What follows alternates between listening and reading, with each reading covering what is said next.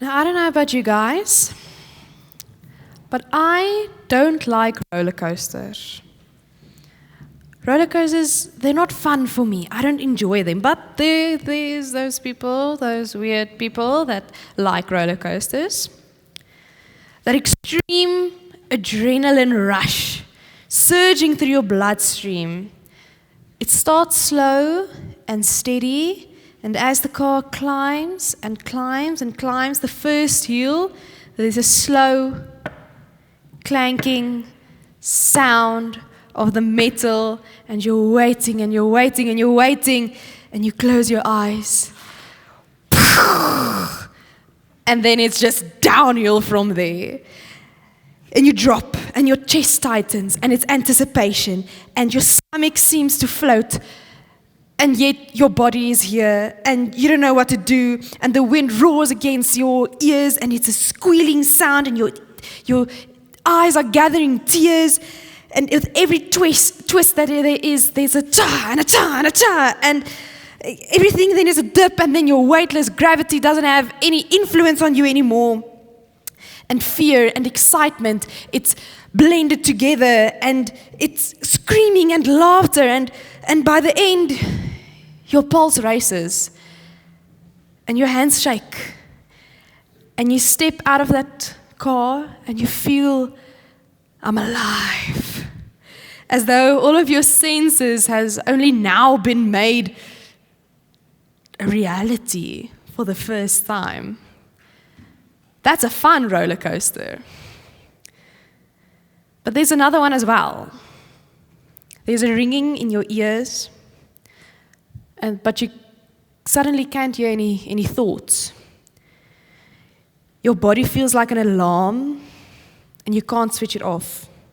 Your heart is pounding so hard, it seems dangerous. While your breathing becomes shallow and uneven, as if there's no more air left for you to breathe. Thoughts race uncontrollably, yet you can't think of anything. You feel dizzy, you feel shaky, you feel nauseous, you feel disconnected to everything. You don't know where you are. You don't know what's going on. Your hands are tingling. There's pins and needles in your face. Time doesn't exist, yet everything is racing. There's this overwhelming feeling to escape, but you have no control over the movement of your body. You can't hide. You can't escape. And the moment when it washes over you like a tsunami and it's gone, you feel exhausted, and your mind is fragile. You feel relieved, but so confused. The roller coaster of stress. The roller coaster of panic attack.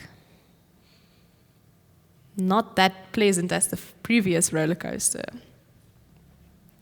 And what we'll read now is the roller coaster of Psalm 55, where David says, "My heart is in anguish within me. The terrors of death have fallen upon me. Fear and trembling come upon me, and horror overwhelms me." Let's read Psalm 55.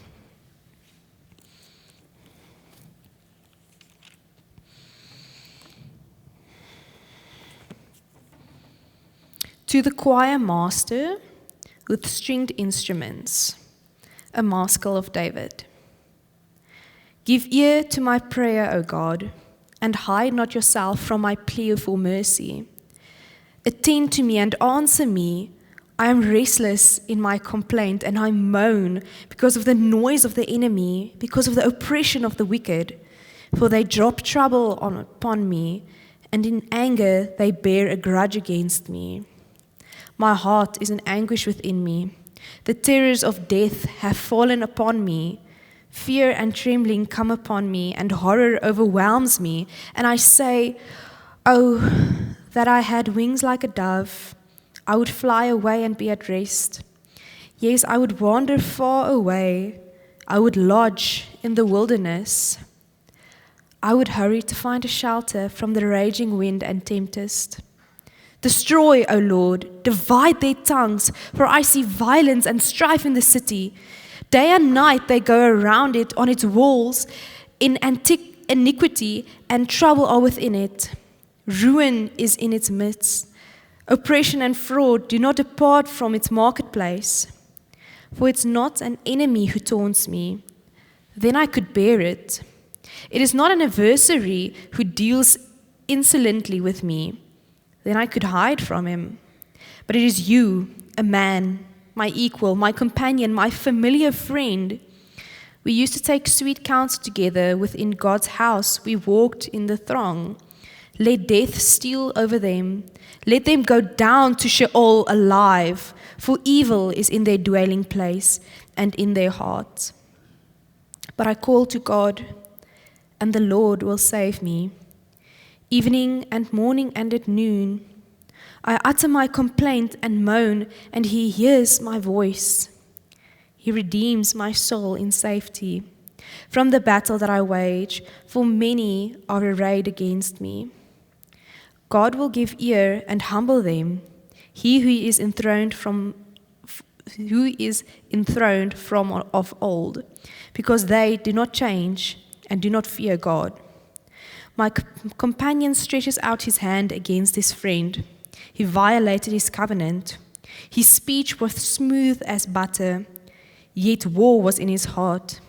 His words were softer than oil, yet they were drawn swords. Cast your burdens on the Lord, and he will sustain you. He will never permit the righteous to be moved. But you, O God, will cast them down into the pit of destruction. Men of blood and treachery shall not live out half their days. But I will trust in you.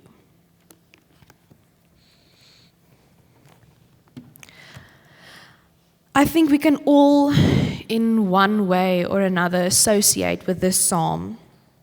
An impassioned prayer of lament, of distraught during a time of severe crisis.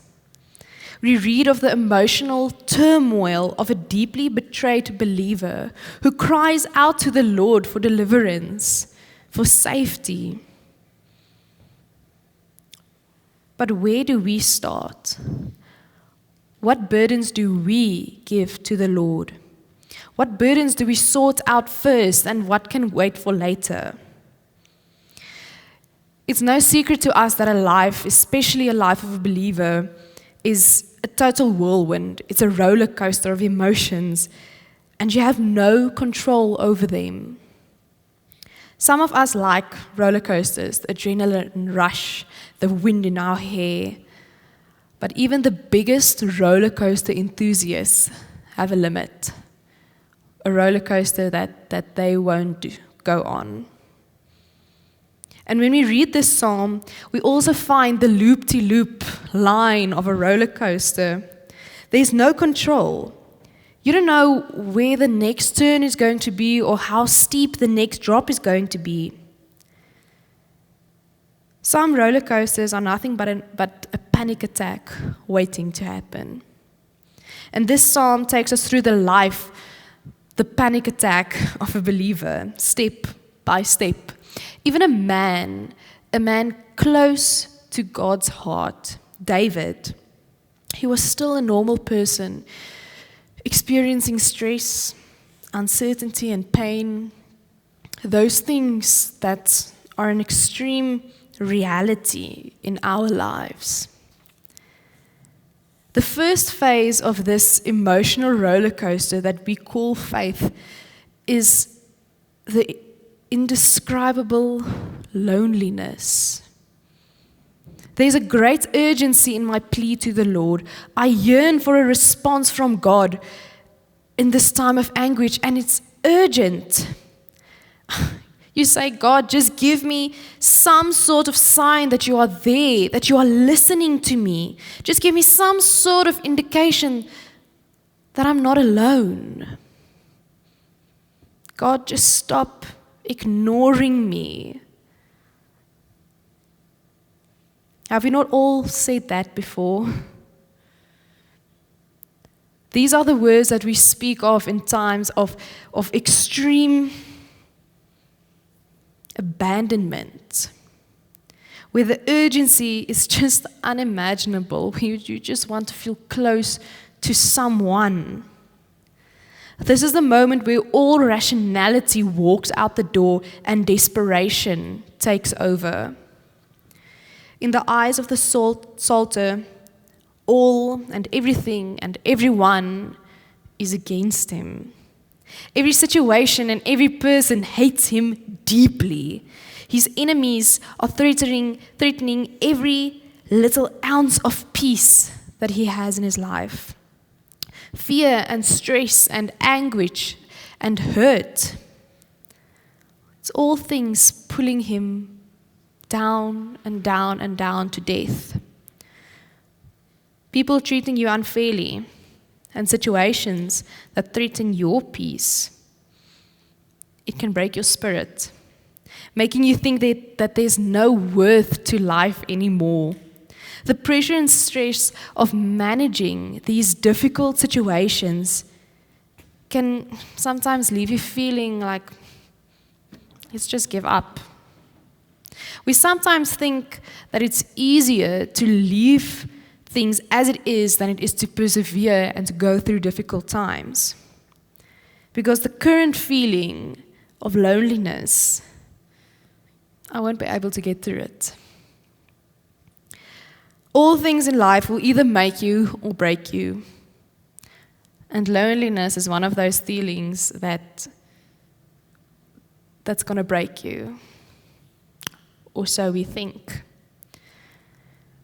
But we then think, after this great loneliness, that we realize we just need to get out of this situation. It's toxic. We are better to go without it.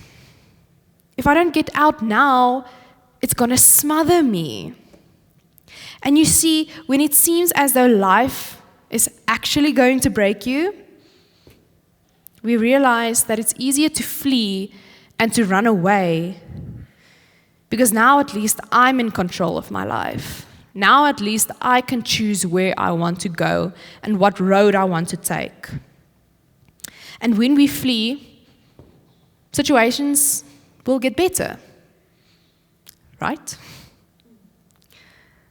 But just how bad is life really if you want to flee to the place where almost everything will die? David wishes to be a dove because then he can go to any place that his heart desires, any place that will take him out of the stress. And the desert is that place. The wilderness is that place that will where he will find peace. He says, "Oh, that I had wings like a dove. I would fly away and be at rest. Yes, I would wander far away. I would lodge in the wilderness. I would hurry to find a shelter from the raging wind and tempest." And on the inside, I'm going to be like, "Yeah, sure, buddy." But even deeper inside, I know that this is me as well. Also wanting to run away when situations get difficult. Because instead of running to the Lord when things get tough, we think that we can make these things better. Ignorance and hatred can make it better. Or we can take it further. What if I run to something like alcohol, or binge eating, or gambling, or shopping? Because that wilderness seems better than this strange, bad situation that I'm in now. But then, what do you think of those words when Jesus said in Matthew 11, "Come to me, all who labor and are heavy laden, and I will give you rest. Take my yoke upon you and learn from me, for I am gentle and lowly in heart, and you will find rest for your souls. For my yoke is easy and my burden is light." Do we really want to run away now? But then halfway through the roller coaster, we look down, we're here at the top, and we're looking down to the ground, and we realize, but it's those people there at the bottom that put us on this roller coaster. They bought the ticket for my struggle and my stress. It's there the reason that I'm here now. People who we trusted, they put you on that car. And then we see something that so many people can identify with, because we have also been there many, many times. The situation only gets worse when it's people that are dear and close to you. Someone that you call a friend and a loved one, who will stab you in the back and who will betray you in unimaginable ways. David said it here in the psalm. It's a friend, a dear friend of his, that hurt him. And the poet's hurt and stress is caused this hurt. It's so much bigger than we can actually think, because he wishes death upon these people.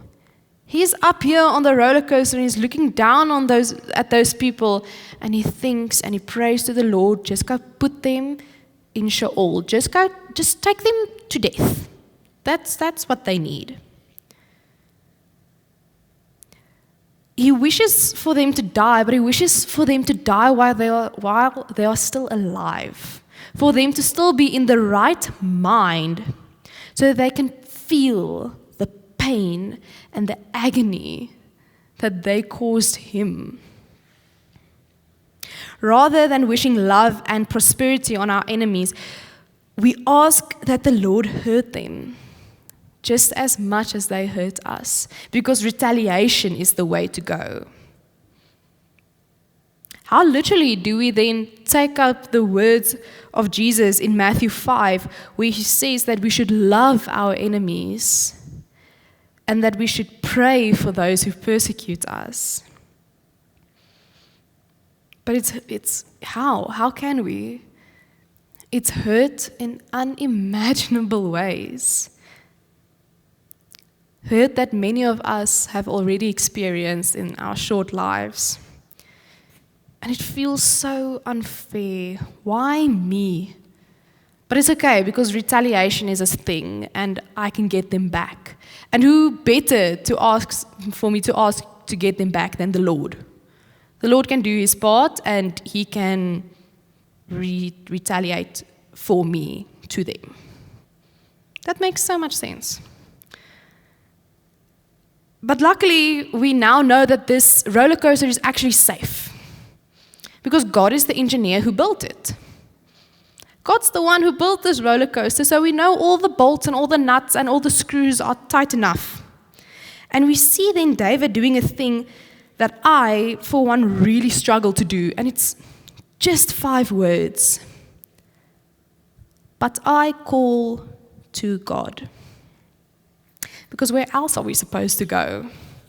Where else are we supposed to go when we get desperate, when we want to flee, when we've been betrayed, when we are hurt?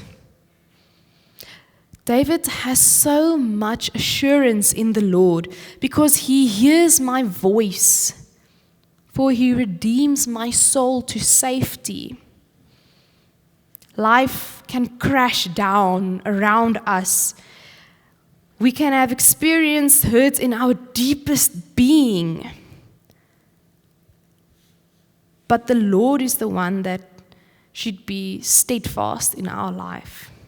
When the panic strikes, let the Lord be that boulder that you throw yourself on, over which you break, because you know that he's in control. That ear that David yearned for in verse 1 is now part of his life.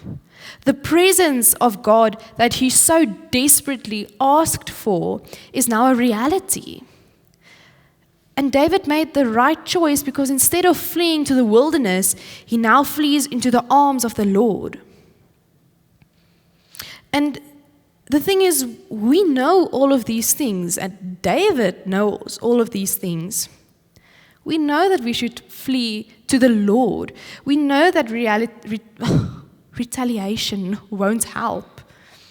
We know that the Lord hears us and that the Lord is our safety net. But now suddenly it's getting really, really scary. I better take control now. I know what I need. I'm the one sitting in this roller coaster seat, not God. So what's the thing of Jesus take the wheel? Okay, Jesus, you can give the wheel back now. And suddenly our assurance in God, the engineer of this roller coaster, is very short-lived. Because instead of truly giving our stress to the Lord, instead of truly giving all of this anguish to the Lord, David is quick to look back and to reflect on the pain that he endured. And he's not reflecting in a positive way like, oh, look at all the great things that God did. Oh, wow. No, he reflects, he looks back like a little child crying to the adult because, can you see what they did to me? Can you see how much they hurt me? You see, we live in a strange world where we want to play the God of our own life. And then we say things like, Lord, let me just have a quick peek at this. Okay, great, dankie. And then you just take it all back. All those things that you gave to the Lord, no, you can handle it better. And we're all guilty of that. Tell me of one person that gave everything, all of their hurt and their sadness to the Lord and never once said, okay, but let me just look a bit again, I can do it better. I don't think that person exists. And it's so humanly of us. We take these things back, these things that we can hold in our own hands, because we can deal better with them. We can deal these things more sufficiently than the creator of all things. That logic makes sense. And then we're shocked when things get worse. Because how can that happen? Because I'm in control. How can these things, how can it not get better? I know what I need. And then the moment comes when we realize we actually can't do it better than the Lord. We actually struggle in life when we want to rule it on our own. Then we come back to God like a scolded dog, tail between the legs and not making eye contact because we know we're in trouble. And God doesn't take the chance to scold us further, but He allows us to come to Him again, and He stands there with open arms because still He will be the boulder that we can break on. David is yet again back to that assurance and that certainty that he had that God will sustain him.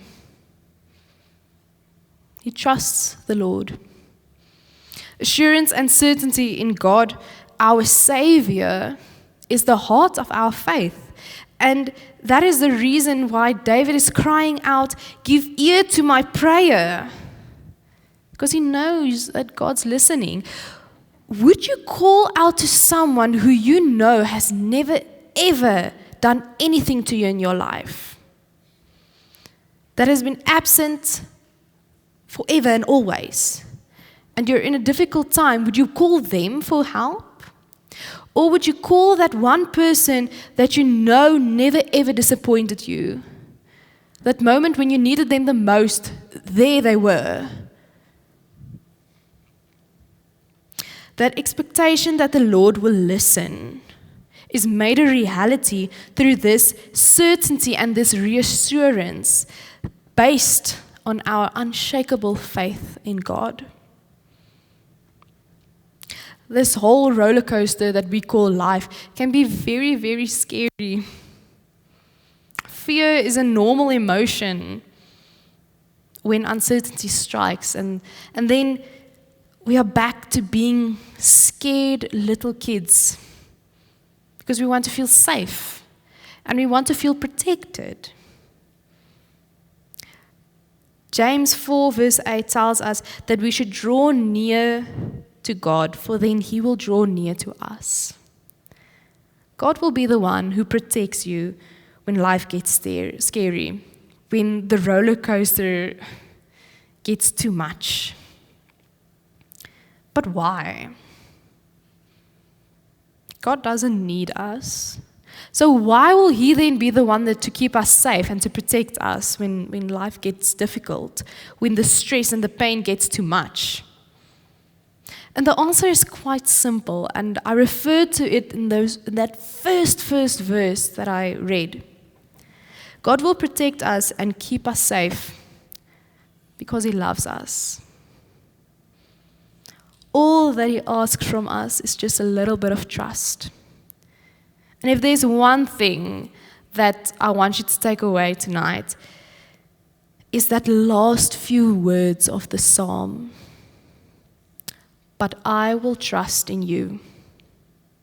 Lord, when it feels as if you don't hear me, I will trust in you. Lord, when I'm desperate, I will trust in you. Lord, when retaliation feels like it's the only way out, I will trust in you. Lord, when betrayal breaks me, I will trust in you. Lord, when it feels as if there's no way out, I will trust in you.